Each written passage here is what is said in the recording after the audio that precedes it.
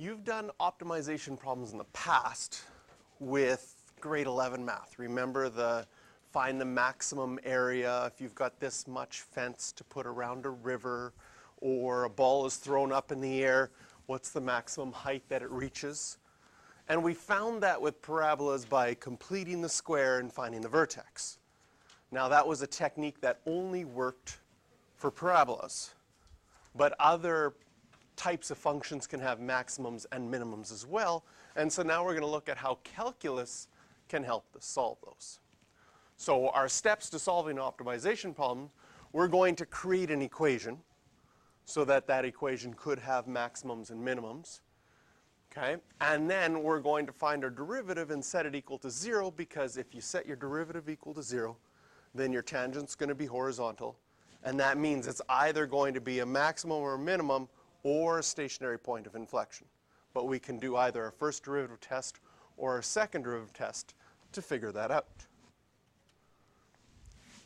So here is our typical type of question from grade 11. This one is not on Earth because the gravity in the equation isn't quite right, but we won't worry about that. It's just a fictitious kind of question, or maybe it's a light enough object that the gravity wasn't involved. But a ball's thrown upwards and its equation is given by that formula. Calculate the time when the ball's at a maximum and then find the y value at that time. So this is the ultimate easiest type of question because the equation was given to us. We can easily find the derivative, set it equal to 0, and once we've set it equal to 0, we could calculate what that time would be. So in this case, we get a time of 7.5 seconds. If we wanted to find the height at that time, we would plug that value back into our original equation and find out that our height was 56.25 meters at that time. So now this is in comparison to what you would have had to do in grade 11. Just to review, in grade 11,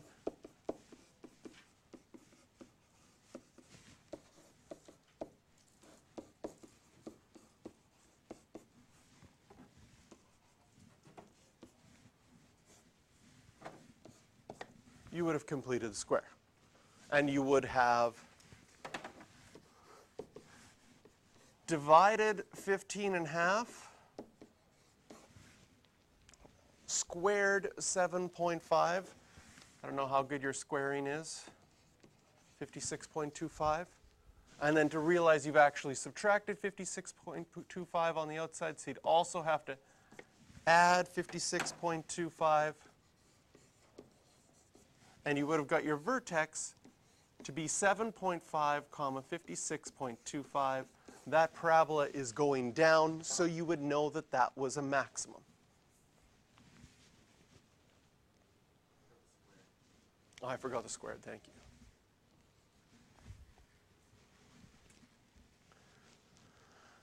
And so initially, finding the 7.5 is probably easier with calculus than completing the square.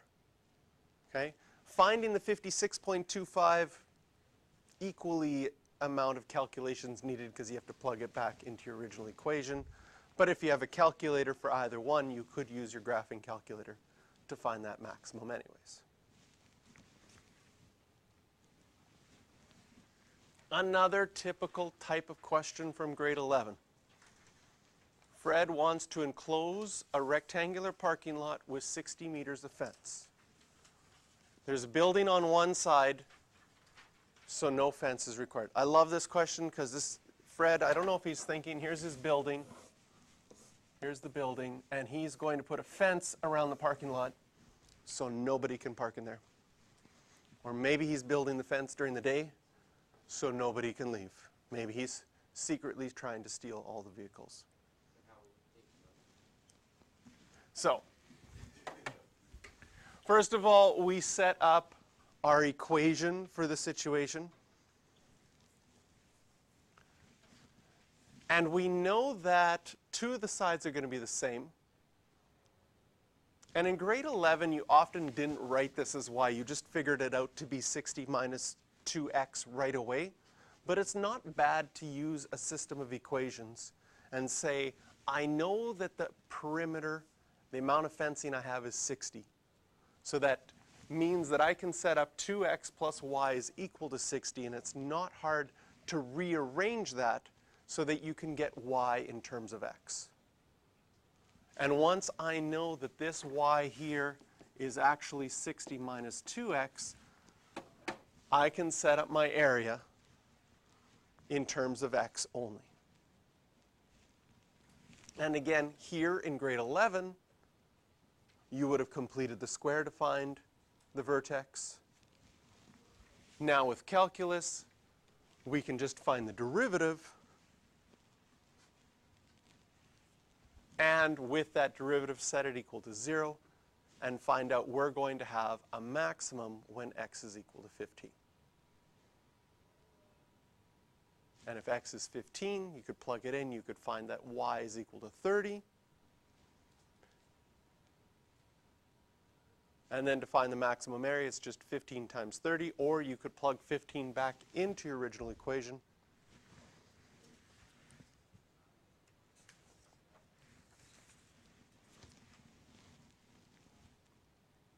To figure out the maximum area.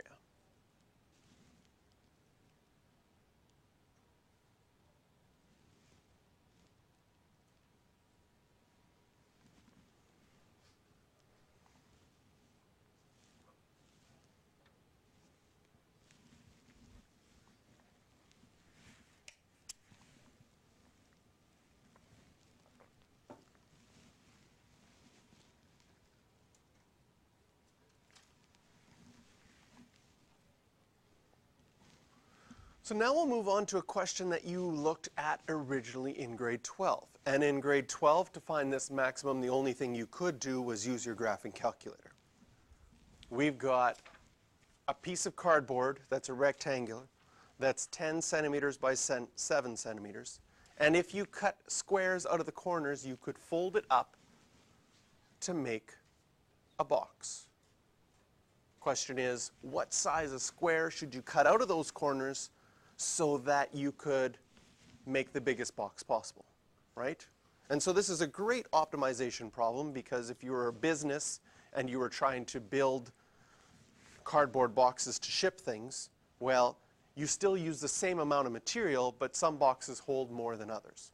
So in designing your packaging and designing what you want to, how you want to package it and send it, this is a perfect way to figure out what's the biggest thing that I can make, so that I can save my company money, and so I can make the most money possible over time. So if we draw a picture,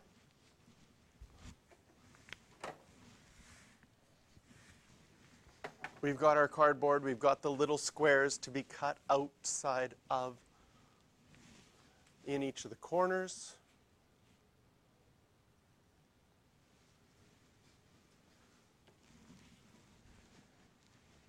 And then we could set up our equation all in terms of x, because your volume is length times width times height. And we've got the three factors, x, 10 minus 2x, and 7 minus 2x. If you expand that and multiply it out, we get an equation for volume.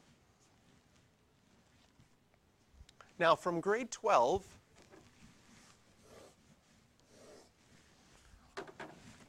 because it was already nicely in factored form, you would have known that there was a 0 at 0, another 0 at 5, and another 0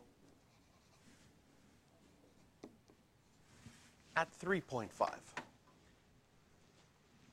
And because this makes a positive cubic graph, from last year you would have known that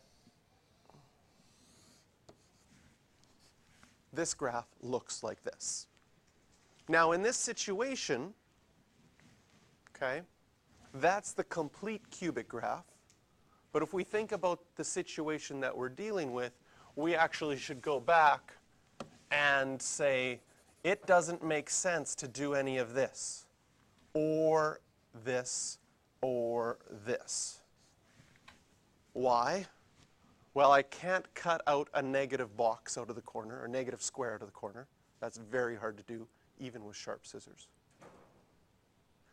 And if I cut more than 3.5, can you see on my 7 centimeter side I'd be overlapping, and when I fold things up, it's just a new piece of cardboard. I'm like, oh, I'll cut corners out again until I have no cardboard left.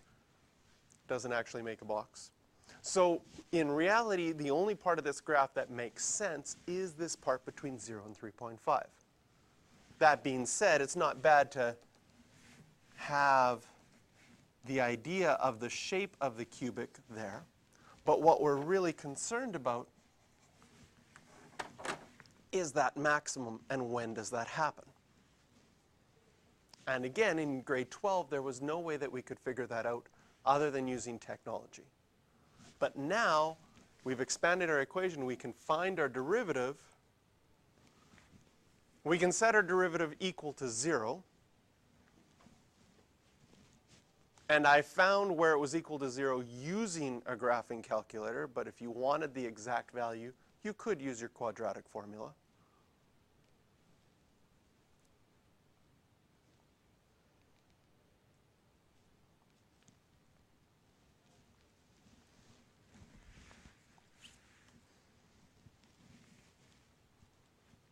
But this is more likely of a real, an actual question that you run into. It's not going to happen that the numbers turn out nicely.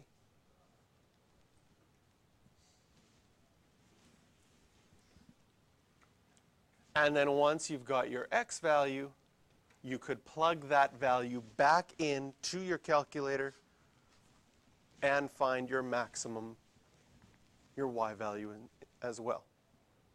And had you found your maximum, so here's the graph of the cubic that we drew to begin with. Had you found that maximum from your graphing calculator, that is what you would have found.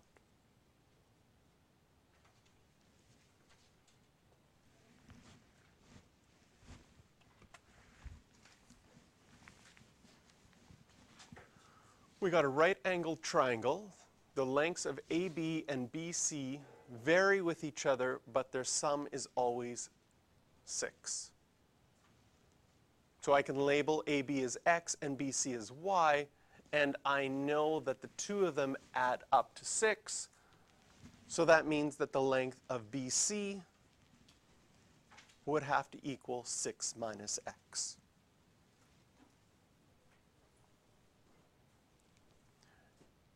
Now, whatever you're trying to find the maximum of, in this case, we're trying to find the maximum area.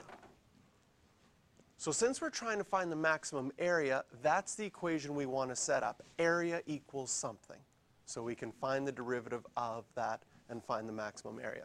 Do we have enough information to create an equation for the area of this triangle only in one variable?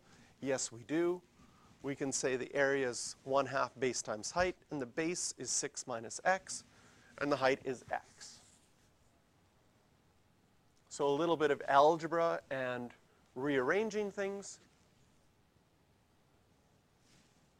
we get a formula for our area.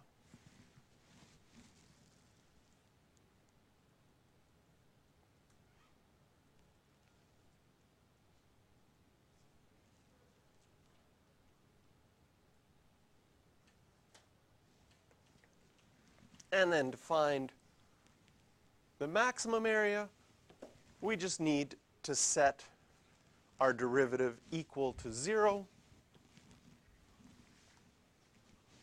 and solve for it. Now, just one step here in between. Oh, no, that's fine. Never mind.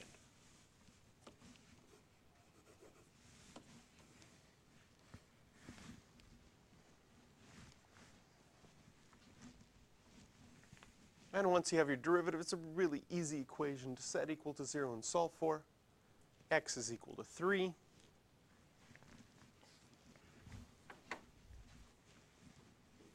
Interesting that the x and the y values end up being the same. might make you think, does that happen if the sum was supposed to be 10? Should they both be 5? If the sum added up to 20, would they both be 10? How would I go about proving that it's always going to work out that way for a triangle or for a situation? So that's one of the things that you can start to do mathematically, is when you see something, you can ask yourself, is there a pattern? And could I prove that pattern? For example, I don't know how many of these rectangular fences on the side of a building or side of a river that you've done. Have you noticed that the short side, the double side, is always half of the long side? Have you done enough of them to notice that pattern? So if I gave you 80 meters of fence, it would be 40 and 20 as the maximum. How would you use calculus to prove that that always happens?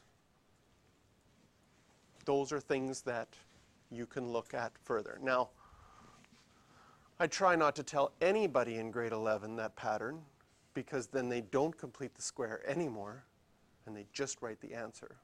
Or I have to make questions that have fences inside of fences to make it more complicated.